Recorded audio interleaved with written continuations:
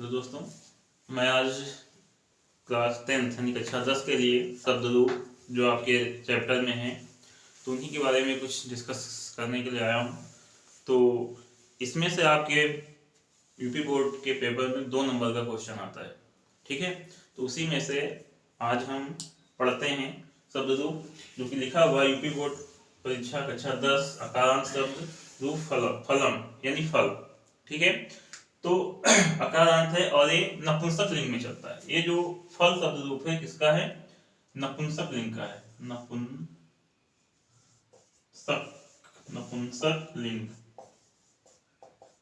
ठीक है, नपुंसक लिंग में चलता है।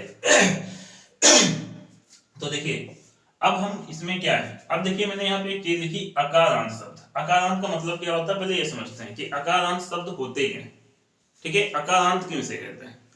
तो देखिए जब हम संस्कृत में वर्णमाला पढ़ते हैं, छोटा बड़ा जैसे हम पढ़ते हैं हिंदी में, छोटा आ बड़ा आ, छोटी बड़ी, छोटा ऊ बड़ा ऊ, ऋण ए ऐसे पढ़ते हैं ना। लेकिन संस्कृत में जो वर्णमाला है इसको पढ़ने का एक नियम होता है। नियम क्या होता है? अगर हमें आ पढ़ना है, ठीक है, अगर हमें आ पढ़ना है तो हम वहां पे छोटा आ को हम छोटा आ नहीं पढ़ते हैं। अगर इसको हम ऐसे पढ़ेंगे तो इसका सही उच्चारण नहीं मानेगा। इसको हम पढ़ेंगे अकारांत। क्या पढ़ेंगे? अकारांत। अगर बड़ा पढ़ना है तो पढ़ेंगे आकारांत, छोटी पढ़नी है तो पढ़ेंगे ईकारांत, ठीक है। ये इसका संस्कृत में वर्णमाला को पढ़ने का तरीका होता है। बड़ी पढ़नी है तो ईकारांत, समझे। तो ये जो होते हैं इन्हीं को हम कहते हैं क्या? अकारांत, आकारांत, इकारांत, ईकारांत। अब देखिए जैसे फलम हमने लिखा है, फल शब्द रूप है। तो फल में जो लास्ट में आपका वर्ण आएगा क्या आएगा? आ आएगा। फल से अगर हम फल लिखेंगे और फल में अगर ला को 2 खंड करें तो इसमें ला धन आ, तो जो आ है ये क्या है? यही तो अकारांत शब्द है, ठीक है। यही क्या है? अकारांत शब्द है, ठीक। इतना आपको समझ में आया होगा उम्मीद करता हूं। तो अब इसका मतलब ये है कि जितने भी शब्द रूप अकारांत नपुंसक लिंग के होंगे, ठीक है, जितने भी शब्द रूप अकारांत नपुंसक लिंग के होंगे उनके रूप सभी के एक समान चलेंगे। चाहे वो फल हो, चाहे वो पुष्प हो, चाहे वो पुत्र हो, चाहे वो नेत्र हो, चाहे वो वन हो, उन सभी के रूप एक समान चलेंगे जिनमें जो भी शब्द रूप अकारांत के होंगे, ठीक है। लेकिन इसकी भी एक कंडीशन होती है। कंडीशन क्या होती है कि जितने भी शब्द रूप होंगे, क्योंकि शब्द रूप आपको पता है कि जो संस्कृत होती है इसमें 3 लिंग होते हैं। कौन कौन से लिंग होते हैं? एक तो होता है पुल्लिंग, एक होता है पुल्लिंग, एक होता है स्त्रीलिंग स्त्रीलिंग और एक होता है नपुंसक लिंग, नपुंसक लिंग। ये होता है नपुंसक लिंग। तो इन जो संस्कृत में होते लिंग कितने होते हैं? 3, ठीक है। तो अब इसमें देखिए जो 3 लिंग होते हैं, पुल्लिंग, स्त्रीलिंग और नपुंसक लिंग। तो अब इनमें अगर पुल्लिंग शब्द होगा अकारांत उसके रूप अलग होंगे, स्त्रीलिंग अगर अकारांत होगा उसके रूप अलग चलेंगे, इस नपुंसक लिंग का। और अगर स्त्रीलिंग का अकारांत शब्द होगा तो उसके रूप अलग चलेंगे। फर्क ये, फर्क यहाँ पे होगा कि जो पुल्लिंग शब्द होंगे स्त्रीलिंग, अगर पुल्लिंग शब्द होंगे अकारांत उनके रूप बदल जाएंगे। इस नपुंसक लिंग का अकारांत शब्द रूप होगा, रूप बदल जाएंगे। स्त्रीलिंग का अगर होगा, ठीक है, अकारांत शब्द उसके रूप अलग चलेंगे। लेकिन अगर नपुंसक लिंग का हमने फल का पढ़ लिया तो फल में, फल के बाद चाहे हम वन का पढ़ें, चाहे नेत्र का पढ़ें, चाहे पुत्र का पढ़ें, चाहे वन का पढ़ें, ये सभी शब्द रूप एक समान चलेंगे। इनके रूप कैसे चलेंगे? एक समान चलेंगे, केवल संज्ञा बदलेगी। संज्ञा में समझते हो? रूप बदलेगा, शब्द बदलेगा, शब्द बदलेगा, लेकिन जो बाकी पीछे का जो है, जो प्रत्यय लगते हैं वो समान एक रूप से ही चलेंगे, ठीक है। बात समझ में आ रही होगी। जैसे हम, ठीक है, अगर नहीं समझ में आ रहा तो अभी हम आगे आपको बताते हैं कि कैसे इसके रूप एक समान चलेंगे, ठीक है। क्योंकि अब चलेंगे क्यों? क्योंकि इसको अगर ला के टुकड़े करें तो ला धन आ, ला में से आ निकाल सकते हैं। वैसे वन में से भी क्या निकलेगा? आ निकलेगा। वैसे नेत्र में से भी क्या निकलेगा? आ निकलेगा, ठीक है। वैसे पुत्र में से भी क्या निकलेगा? आ निकलेगा। तो ये सब क्या है? ये सारे के सारे अकारांत शब्द हैं। और जब अकारांत शब्द हैं तो इन सभी के जो रूप चलेंगे वो एक समान चलेंगे। ठीक है, अब कैसे, तो चलिए देखते हैं। पहले तो हम आपके जो सिलेबस में है फल यानी फलम शब्द रूप जो है उसी को लेते हैं और उसी से स्टार्ट करते हैं। ठीक है, क्योंकि आपके सब्जेक्ट में है और आपके में से आपके जो पेपर आता है यूपी बोर्ड का उसमें से 2 नंबर कंफर्म क्लियर है। ठीक है, अब जो भी शब्द रूप है आप में उसका हम आपको पढ़ाते हैं। पहला हम लेते हैं फल। तो फल में आपको हम बात करें तो आपको पता है कि जो फल शब्द रूप है, जो रूप हमारे चलते हैं वो 7 विभक्तियों और 3 वचनों में चलते हैं। संस्कृत में 3 वचन होते हैं, एक वचन, द्विवचन और बहुवचन। ठीक है, एक वचन, द्विवचन और बहुवचन। विभक्तियां कितनी होती हैं? 7। अगर संबोधन को मिला लें तो 8। ठीक है, तो बात करते हैं सबसे पहले विभक्ति। ठीक, विभक्तियां कितनी होती हैं? 7। कौन कौन सी? एक होती है प्रथमा, दूसरी होती है द्वितीया और तीसरी होती है तृतीया और चतुर्थी, पंचमी, फिर होती है षष्ठी, फिर होती है सप्तमी और एक होती है संबोधन। ठीक है, संबोधन। ये क्या होते हैं? ये हो गई हमारी विभक्तियां। ठीक है, दिखाई दे रहा है आप लोगों को, दिखाई दे रहा है। ठीक है, अब आगे बात करते हैं वचन। ठीक है, अब आगे बात करते हैं वचन की। तो वचन, एक वचन, एक होता है द्विवचन और एक होता है बहुवचन। ठीक है, तो ये इस समय क्या है? विभक्तियां कितनी? 7। प्रथमा, द्वितीया, तृतीया, चतुर्थी, पंचमी, षष्ठी, सप्तमी और संबोधन। ठीक है, अब वचन कितने? 3। एक वचन, द्विवचन, बहुवचन। ठीक है, अब हम एक वचन के रूप लिखेंगे, फिर द्विवचन के रूप लिखेंगे, फिर बहुवचन के रूप लिखेंगे। ठीक है, तो एक वचन का जो रूप चलता है इसका वो चलता है, प्रथमा का होता है फलम। फलम, प्रथमा द्वितीया एक समान, फलम फलम, फिर फलेन, फिर फलाए, फिर फलात, फिर एक मिनट बाद लिखते हैं, फलम फलम, फलेन, फलाए, फलम फलम, फलेन, फलाए, फलात, फलस्य, फलम फलम, फलेन, फलाए, फलात, फलस्य, फले,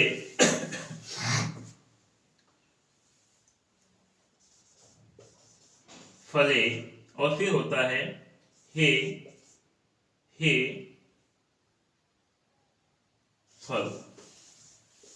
ये संबोधन होता है। ठीक है, फलम फलम, फलेन, फलाए, फलात, फलस्य, फले, हे फल। फलम फलम, फलेन, फलाए, फलात, फलस्य, हे फल। ये कई रूप चलते हैं इसके। फिर इसमें आ जाएंगे द्विवचन में, तो फले, फले, फले, फले, फिर होता है फलाभ्याम, फलाभ्याम, फलाभ्याम, फिर होता है फलाभ्याम। 3 बार ये रूप चलेंगे,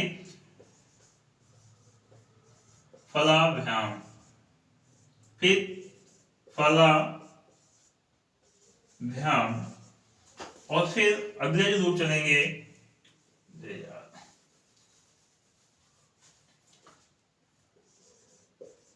फलाभ्याम। ठीक है, फलाभ्याम, फलाभ्याम, फिर चलेगा फलाभ्याम। ठीक है, और फिर चलेगा 2 बचे सप्तमी, षष्ठी और सप्तमी, ये फलयो, फलयो, फलयो। और फिर ये भी जो षष्ठी होगा वो भी क्या होगा? फलयो, और जो सप्तमी होगा ये प्रथमा ही होता है, यानी हे फले। संबोधन जो होता है वो क्या होता है, प्रथमा ही होता है। बात समझ में आई? फलम फलम फलेन फलाय फलात फलस्य फले हे फल। ठीक है, फलम फलम फलेन फलाय फलात फलस्य फले हे फल। फले फले फलाभ्याम फलाभ्याम फलाभ्याम, फिर फलयो फलयो हे फल, हे फले प्रथमा संबोधन। ठीक है, एक वचन का जो संबोधन होता है वो बदल जाता है। यहाँ पे फलम है, यहाँ पे क्या है, फल है। ठीक है, वहां पे फलम है, यहाँ पे क्या है, फल है। ठीक है, अब आगे बात करते हैं कि अब इसका जो बहुवचन रूप चलेगा क्या चलेगा, फलम फले फलानी। यहां चलता है फलानी फलानी फलानी फलह, फलानी फलानी फलह, फिर फलेभ्यः फलेभ्यः फलेभ्यः फलेभ्यः फलेभ्यः, फिर है फलानाम फला फलेभ्यः फलेभ्यः फलानाम, फिर सप्तमी जो आपका रूप बनेगा, यहां से ऊपर नीचे होगा, फिर से देखते हैं, फलानी, फिर फले, फिर फलेभ्यः, फिर फलेभ्यः फलेभ्यः फलेभ्यः, फिर फलानाम फलानाम, फिर है फलेषु, फिर है हे, प्रथमा क्या है, हे फलानी, हे फलानी। ठीक है, अब ये इसके क्या चलते हैं, रूप चलते हैं। अब ये तो इसके तरीका हो गया, विधि हो गई। ठीक है, अब आगे की हम बात करते हैं क्या, कि इसको याद कैसे करें। सबसे ज्यादा जो दिक्कतें आती हैं वो यहीं पे आती हैं कि इसको हम याद कैसे करें। ठीक है, अब याद करने के लिए क्या है कि याद करने में हम क्या कर सकते हैं कि देखिए, याद करने का जो तरीका होता है वो ये होता है कि इनको देखो, सबसे ज्यादा किसी चीज में कठिनाई होती है तो कहां होती है, इसको याद करने में। बच्चे यही कहते हैं कि सर ये याद नहीं होता, बहुत टिपिकल है याद करना इसको। ठीक है, तो याद करने का बड़ा एक तरीका है, अपना अपना तरीका है। हम बचपन में जब हम पढ़ते थे तो हमारे सर ने भी हमको पढ़ाया था, फलम फले फलान, फलम फले फलान। ठीक है, फलेन फलाभ्याम फले, ऐसे पढ़ाया था। यानी हम बचपन में जब पढ़े थे तो हम इनको याद करने में क्या करते थे, हमको सर बताते थे कि इधर से इधर को याद करो, यानी पहले एक वचन, फिर द्विवचन, फिर बहुवचन, ऐसे मतलब इस इधर से हम इधर चलते थे याद करने में। लेकिन अब हमको क्या करना है, पहले ऐसे याद करना है, एक वचन का, फिर द्विवचन का, और फिर बहुवचन का। याद करके देखिए, 1 सेकंड में याद होगा, तुमको 5 मिनट लगेगा। अगर वैसे नहीं याद होता तो इसको कॉपी पे अपनी 2 बार लिखिए, 2 बार, या 1 बार पढ़िए और 2 बार लिखिए, देखिए ये आपको ऐसे याद हो जाएगा। और भी मैं कुछ तुमको ऐसी चीजें बताऊंगा जो कि आपके पेपर में अगर आती हैं तो आप देखते ही बता दोगे कि हाँ इसमें कौन सी विभक्ति होगी और कौन सा वचन होगा।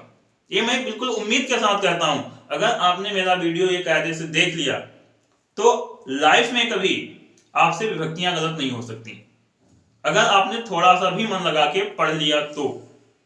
अब ये भी मेरे ऊपर सब डिपेंडेंट नहीं है, मैं तरीका बता सकता हूं पढ़ने का, याद नहीं करवा सकता। कुछ चीजें मैं आपको बता दूंगा ये बोर्ड पे ही, जो कि तुम कभी भूल ही नहीं सकते, ये मेरा आपसे वादा है। ठीक है, अब वो चीजें हैं क्या, तो पहले हम तुमको सबसे पहले एक वचन की बात कराते हैं कि एक वचन में है क्या। तो एक वचन में देखिए क्या है, एक वचन में प्रथमा और द्वितीया विभक्ति, इधर देखो ये क्या है, विभक्तियां, प्रथमा और द्वितीया विभक्ति। ये प्रथमा विभक्ति है, ये द्वितीय विभक्ति है। अब यहाँ पे एक वचन में देखो सेम, फलम फलम, एक वचन का जो है प्रथमा द्वितीया क्या है, फलम फलम है, प्रथमा द्वितीय विभक्ति। ठीक, याद करिएगा कि एक वचन का प्रथमा और द्वितीय, प्रथमा विभक्ति और द्वितीय विभक्ति क्या है, फलम फलम है, तो फलम फलम प्रथमा द्वितीय एक वचन। अब यहाँ पर तृतीया में है फलेन। अब इसको सर याद कैसे करें, तो मैं तो सीधे से इसको बिल्कुल एक गाने पिरो लेता हूं, फलम फलम फलेन फलाए, फलम फलम फलेन फलाए, फला फलस फले हे फल, फलम फलम फलेन फलाए, फलम फलम फलेन फलाए, फलत फलम फलम फलेन फलाए फलात फलस्य फले हे फल, ऐसे याद करो उंगलियों पे। ये जो हमारे टिप्स पॉइंट इस पे रट लो, फलम फलम फलम फलम फलेन फलाए फलस्य फलम, सॉरी दोबारा पढ़ते हैं, फलम फलम फलेन फलाए फलत फलात फलस्य फले हे फल। ठीक है, ऐसे याद करो। थोड़ा अगर आपको कठिनाई कहीं पे आ सकती है तो एक क्वेश्चन में, क्योंकि इनको हमको याद करना पड़ेगा। ठीक है, और इसमें भी मैं कुछ चीजें बताता हूं। अगर ता लास्ट में आ रहा है तो ये किसका होगा, ये आपका हो जाएगा पंचमी का। और देखो फलस्य किसका है, षष्ठी का है। फले किसका है, सप्तमी का है। ठीक है, फलेन किसका है, तृतीया का है। फलाय किसका है, चतुर्थी का है।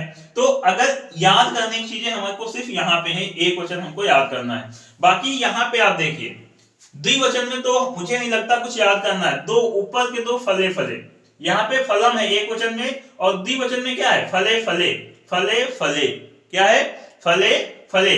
और फिर इसके बाद तीन देखो, तृतीया चतुर्थी पंचमी एक समान, फलाभ्याम फलाभ्याम फलाभ्याम फलाभ्याम फलाभ्याम फलाभ्याम। ठीक, और फिर फलयो फलयो, यानी षष्ठी और सप्तमी फलयो हो। देखो हलत लगा है आगे पीछे, हलन, ये देखो विसर्ग इसको बोलते हैं, लगा हुआ है ना। तो ये फलयो फलयो फलयो फलयो, यानी फले फले फलाभ्याम फलाभ्याम फलाभ्याम फलयो फलयो हे फल। जो संबोधन होता है ये प्रथमा ही होता है। देख लीजिए फले और फले है कि नहीं। तो फले फले फलाभ्याम फलाभ्याम फलाभ्याम, वो द्विवचन में। फलाभ्याम तो किसमें चलता, याद कर लो, दो वचन में। फलाभ्याम अगर है लिखा, ये अक्सर पूछा नहीं जाता है। पूछा जाएगा तो कहां से पूछा जाएगा, या तो आपसे एक वचन पूछा जाएगा या तो बहुवचन पूछा जाएगा। और संबोधन भी बहुत कम ही पूछा जाता है। अगर संबोधन पूछा जाएगा तो आपसे एक वचन का पूछा जाएगा, क्योंकि ये बदल जाता है। बाकी इन दोनों के संबोधन क्या रहते हैं, सेम रहते हैं, द्विवचन के और बहुवचन के। तो रूप बदलेगा तो कहां बदलेगा, यहां बदलेगा एक वचन में, तो संबोधन का। बाकी आपसे अगर क्वेश्चन पूछेगा तो या तो एक वचन से पूछेगा या तो बहुवचन से पूछेगा। तो अब हम बात करते हैं बहुवचन की। बहुवचन तो बहुत ही आसान है, अगर आप याद करना चाहें तो इसमें तो कुछ कोड वर्ड है, उनको याद कर लो। और उनको याद करने से आपको यह पता चल जाएगा कि बहुवचन में ऐसे कौन से शब्द हैं जो बहुवचन में ही आएंगे। और ये कोई भी शब्द रूप हो, कोई भी शब्द रूप, मैं सिर्फ फल की बात नहीं कर रहा हूं, किसी भी लिंग का हो, ठीक है, तो उसमें क्या होगा कि कुछ शब्द हम पहले नीचे से इसको लेके चलते हैं फिर ऊपर लेते हैं। अब यहाँ पे देखो फलानी फलान, दो बार शब्द है फलानी। अब अच्छा पहले ऊपर से देख लेते हैं। यहाँ है फलम, प्रथमा द्वितीया, एक वचन में फलम फलम है, ठीक है।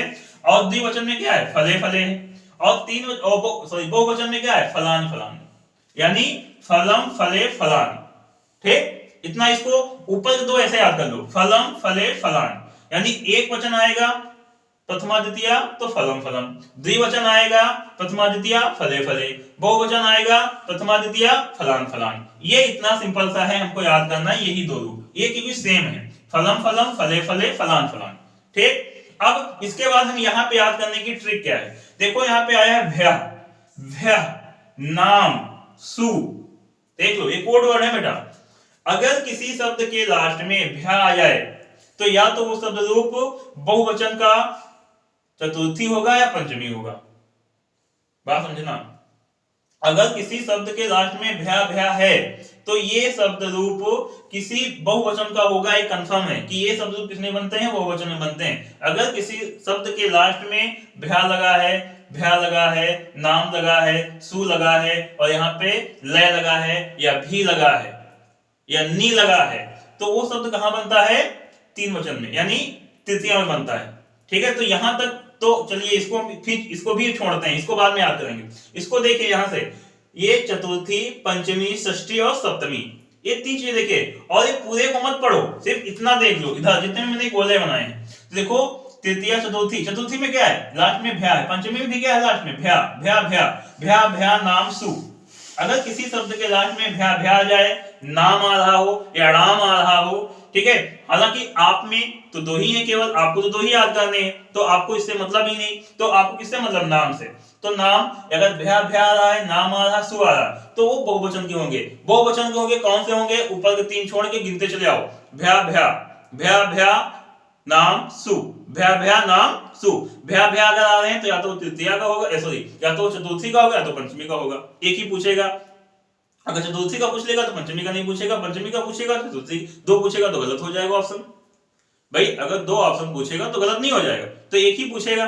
तो यहाँ पे क्या होगा, अगर भ्या आ रहा है, शब्द के लास्ट में भ्या शब्द आ रहा है, कुछ भ्या का उच्चारण हो रहा है, तो वो या तो चतुर्थी का होगा या पंचमी का होगा, ठीक है। और इसके अलावा यदि शब्द के लास्ट में नाम आ रहा है तो सप्तमी में होगा।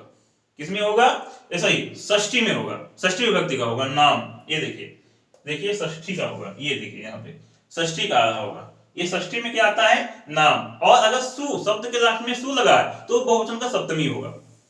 इतना याद रखिएगा कि बहुवचन में हमें याद करना बहुत ही आसान। अगर ये शब्द आपको सही दिख जाए, भ्या भ्या नाम सु, तो ये किसके रूप बनेंगे, बहुवचन के रूप बनेंगे, ठीक। इसके अलावा फल में अगर हम बात करें तो फल में किसके बनेंगे, फल में अब इसमें द्विवचन की बात करें तो फले फले, फिर फलाभ्याम फलाभ्याम, तीन एक जैसे हैं, देख लीजिए यहाँ से यहाँ तक के, ये तीन एक जैसे हैं कि नहीं है, और ये दो एक जैसे हैं, और ये दो एक जैसे हैं। तो ये होता है द्विवचन। द्विवचन में प्रथमा द्वितीय एक समान चलते हैं, फले फले किसी में, मतलब इसी में नहीं, यही शब्द में कोई भी होगा तब भी वहां पे जो पहला जो प्रथमा होगा वही द्वितीय होगा, तो इसमें फले फले। अब तीन बचा, तृतीय चतुर्थी पंचमी, फलाभ्याम फलाभ्याम फलाभ्याम। अब इसके अलावा क्या बचा, फलयो फलयो, तो ये किसका हो जाएगा, षष्ठी और सप्तमी में फलयो फलयो, देखो विसर्ग भी लगा हुआ है, फलयो फलयो, ठीक। अब हम बात करते हैं एक वचन की फिर से, तो फलम फलम एक वचन द्विवचन, ठीक है, सॉरी प्रथमा द्वितीय फलम फलम, प्रथमा द्वितीय फलम फलम, तृतीय फलेन, प्रथमा द्वितीय फलम फलम, फलम फलम फलेन फलाय, फलम फलम फलेन, ऐसे याद करो, फलम फलम फलेन फलाय, फलम फलम फलेन फलाय, फलम फलम फलेन फलाय, फलम फलम फलेन फलाय, फलात फलस्य फले हे फल, फलात फलस्य फले हे फल, फलात फलस्य फले हे फल, ऐसे याद करो, फलम फलम फलेन फलाय, फलम फलम फलेन फलाय, फलम फलम फलेन फलाय, फलात फलस्य फले हे फल, फलम फलम फलेन फलाय, फलम फलम फलेन फलाय। हमारे साथ बोलिए आप, फलम फलम फलेन फलाय, फलम फलम फलेन फलाय, फलम फलम फलेन फलाय, फलात फलस्य फले हे फल, फलात फलस्य फले हे फल, फलात फलस्य फले हे फल, ठीक है। तो ऐसे इनको अगर हम याद करेंगे तो ये हमें बहुत ही आसानी से याद हो जाएंगे, और इस प्रकार से हमें फल का फल रूप याद हो जाएगा। अब इसके बाद हम बात करते हैं नदी की, तो नदी की हम अगला वीडियो बनाएंगे तो उसमें आपको बताएंगे कैसे उसको याद करना है, ठीक है। आज के लिए एक यही फल, समय का अभाव है इसलिए नहीं बना पा रहे हैं, फिर अगले दिन कल के वीडियो में आपको ये जरूर देखने को मिलेगा कि नदी के शब्द रूप कैसे याद करने हैं, ठीक है। तो आज के लिए थैंक यू, धन्यवाद।